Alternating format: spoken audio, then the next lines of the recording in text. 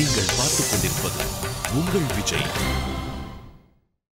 Emotion feeling ஒரு பாட்டில் கொண்டு வரணும்னா இமோஷனுடைய இந்த எக்ஸாக்ட் அந்த கலர் கொண்டு வரணும்.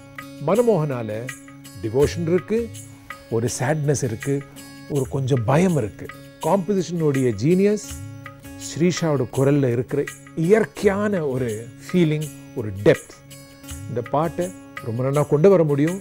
ஆர்கெஸ்ட்ரல் டாமினேஷன் இருக்கு, அதில் அவளுடைய குரல் நன்னா ஏறி வரணும்.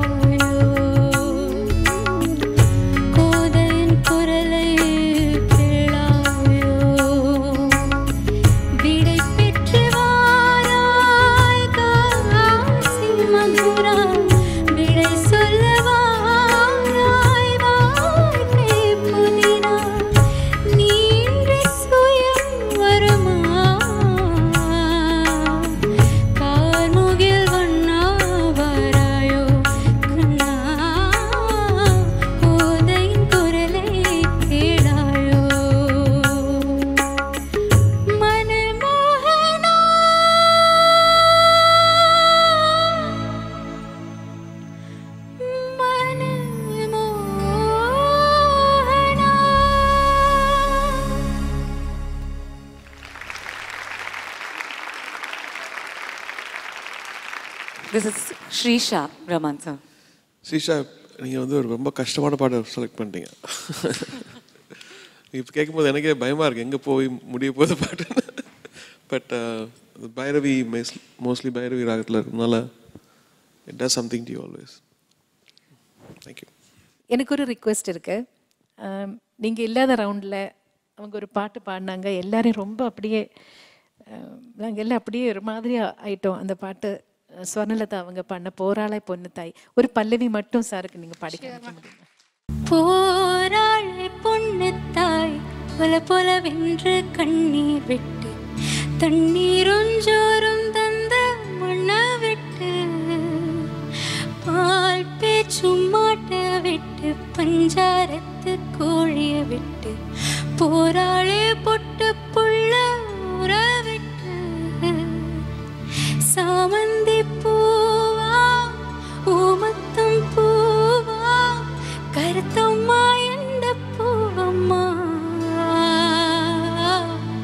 அஞ்சாறு சீமை உள்ளூரில் ஏந்த பொதிமாட்டு வண்டி மேல போட்டு வச்ச மூட்டை போல போராள பொண்ணு தாய் பொல பொலவென்று கண்ணீர் விட்டு தண்ணீரொஞ்சோறும் தந்த மண்ண விட்டு பால் பேச்சும் மாட்ட விட்டு பஞ்சாரத்து கோழிய விட்டு போராளே பொட்ட புள்ள ஊற விட்டு.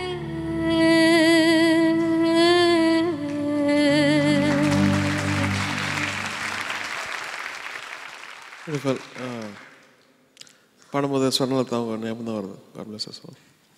ஸ்ரீஷா என்ன சொல்கிறது, ரொம்ப கஷ்டமான பாட்டு அது. நீ வந்து சரணமெல்லாம் செகண்ட் ஹாஃப் எல்லாம் பாடும்போது ரொம்ப அதுக்காகவே உனக்கு வந்து ஏதாவது தருணம்னு ஒரு ஆசை இருந்தாலும் அதுக்கு மேலாகவே இறைவா கொட்டு.